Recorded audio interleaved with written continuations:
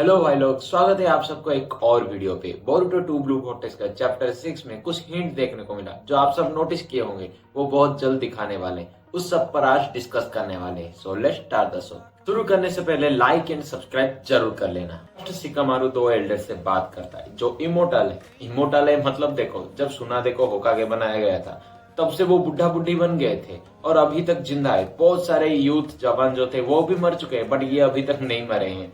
वो उनमें से वो बुढ़ी बता रहा था कि तुम्हें ऑफिशियली ही होकागे बन जाना चाहिए, वरना कोनोहा का रेपुटेशन और पावर भी वीक हो जाएगा, और साथ ही साथ लैंड ऑफ फायर का भी। ये टोटली बकवास वाली बात की जो बुढ़ी ने बताया था। देखो, इनका पावर, इज्जत वो सब 4 होकागे के सामने है जो बाकी सब विलेज को लीड करते हैं। बट जो 5 होकागे की रेस्पेक्ट की बात आई वो नारुतो शिपुडन तक ही था। बोरुटो में जब मोमोशिकी आया 5 होकागे को कुत्ते की तरह मारा और उसके बाद वो सब गायब सिवाय नारुतो के। उसके बाद शुरू हो गया कारा क्लान, आमाडो, सी बाई गॉड, शिनजुसु, ये सब चलता रहा। ऐसा लगा कि कोनोहा ही पूरा वर्ल्ड है बोरुटो सीरीज का। और वो फिलर एपिसोड में एक नया ओशिकी को दिखाया गया जो कभी मांगा में एग्जिस्ट ही नहीं करता। और रही बात रेस्पेक्ट, इज्जत की, वो नारुतो और सास्के मिलकर मोमोशिकी को टक्कर दे रहे थे, अकेला नहीं संभाल पा रहे थे। और जब जिगेन का एंट्री हुआ बाकी 7 टेल तो खुला छोड़ दिया गया था। उन्हें छोड़ दो, किलर बी को भी नहीं दिखाया जो मोमोशिकी से पहले दिखाया गया था। सुना था कि वो बच गया था मोमोशिकी से, बट वो कहाँ है। नेक्स्ट, आइडा और कावाकी का कॉन्वर्सेशन। देखो, आइडा अपने सेनिगान के थ्रू जो कुछ भी देखा था कावाकी को बता देता है कि नारुतो के पीछे वो पड़े हैं। डायमंड बताता है कि हम तीनों के अलावा बोरुटो और सास्के को ही पता है कि नारुतो जिंदा है। अगर वो मॉन्स्टर जो आए हैं, 4 मॉन्स्टर ढूंढते हुए नारुतो को विलेज में आ गए, अगर पता भी चल गया विलेज वालों को कि नारुतो जिंदा है, तो जितना गुस्सा बोरुटो पे है ना वो सब तुझ पे उतार देंगे, उससे 100 गुना ज्यादा भी उतार देंगे। क्योंकि ऑब्वियसली बात है, आइडा का पावर इस डायमेंशन और ओसुकी पे काम नहीं करता और कोड और टेंटेल दोनों दूसरे डायमेंशन पे थे।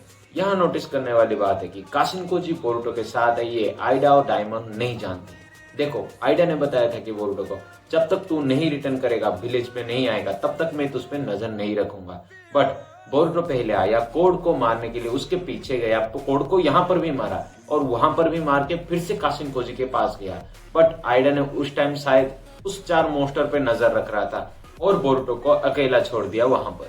नेक्स्ट, बोरुटो डाउट करता है कि कोड का चक्रा, वो जो 4 मॉन्स्टर आए उन्हें अपने क्लो मार्क के थ्रू इफेक्ट करता है। देखो, कोड तो ओसुकी नहीं है, पर इसी से उसे मिला है वो जो क्लो मार्क, जो कि एक ओसुकी का सिंबल जैसा है। इससे मुझे भी थोड़ा डाउट हो रहा है कि कोड का जो क्लो मार्क है उसके जरिए वो ह्यूमन जैसे फॉर्म में इवॉल्व हुए, मतलब लाइव। देखो, अगर कोड को मार दिया जाए तो वो भी वापस से टेंटेल में बदल जाएंगे। ये मुझे लगता है, आप सबकी बात नहीं कर रहा हूँ। फिलहाल वो छोटे छोटे टुकड़े में बटे हुए हैं, छोटा छोटा टेल बिस्ट बनेंगे अगर लाइफ कनेक्टेड है। ऐसा नहीं कि एक बार खून चूस लिया, काम खत्म, पैसा हजम, कोड मरे या जिए कोई फर्क नहीं पड़ने वाला। ऐसा नहीं होना चाहिए, वो लाइफ कनेक्टेड होना चाहिए, मतलब कोड का लाइफ और उनका लाइफ एक ही जैसा हो। पहले तो नोटिस नहीं किया था पर अब नोटिस कर रहा हूँ। देखो, जब कोड मार खा के बोरुटो से गया था, वो उसके पीछे एक टोड़ छुपा दिया था जो कोड को भी पता नहीं था। पर फ्लाइंग रेजिन यूज करके जब बोरुटो वहां पर पहुंचा, 1 सेकंड के अंदर टेंटेल गायब। वो टोड़ भी हैरान हो जाता है जो कंफर्म मैसेज दिया था। इसका मतलब कोड के क्लो मार्क के थ्रू कौन कौन टेलीपोर्ट हुआ टेंटेल ने महसूस कर लिया था। उन्हें पता चल गया कि ये टोड आया है तो किसी को जरूर साथ में लाएगा। और जब बोरुटो एंट्री हुआ, 1 मिलीसेकंड के अंदर वो इवॉल्व होना स्टार्ट कर दिए।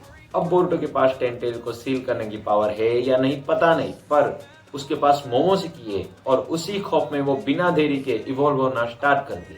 पर ये बोरुटो की पावर थी। बोरुटो यूज कर रहा है पर्पल लाइटनिंग जो किसी ने भी नहीं किया। हाँ, काकाशी किया था पर वो फिलर एपिसोड है, मांगा में एग्जिस्ट ही नहीं करता।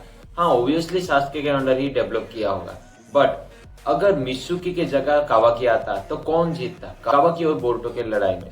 टाइम स्किप से पहले बोरुटो बहुत कमजोर था पर अभी नहीं। देखो, फर्स्ट चैप्टर में जब कावाकी आया, क्लॉक ग्रिम से लड़ा, तभी से ही वो कर्मा और सुकुनायो को ना यूज कर लिया। इवन मित्सुकी भी उसे बेहोश करके अब चला आया।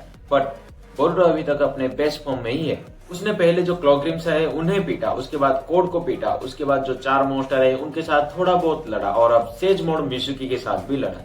इतना सब होने के बाद भी वो बेस्ट फॉर्म में ही है, जबकि कावाकी पहले से ही क्लॉक ग्रिम से मार खा गया था। इन सब हालात को नजर रखते हुए देखा जाए तो कावाकी आराम से हार जाएगा बोरुटो से। अब सेज मोटोमित्सुकी वर्सेस बोरुटो पैसा वसूल फाइट देखने को मिलेगा। मतलब जितना भी दिखाया गया है सब में एक एक नया टैलेंट दिखाया गया है। रासन उजी को फ्लाइंग राइजिन, उड़ने की टेक्निक, पर्पल लाइटनिंग और भी बहुत सारे देखने को बाकी है। उम्मीद करता हूँ वीडियो आपको बहुत अच्छा लगा हो। अगर कुछ भी क्वेश्चन है तो वो भी कमेंट करके जरूर बताना, उस पर भी वीडियो आ जाएगा। ऐसे ही इंटरेस्टिंग वीडियो के लिए सब्सक्राइब एंड लाइक जरूर कर लेना और तब तक के लिए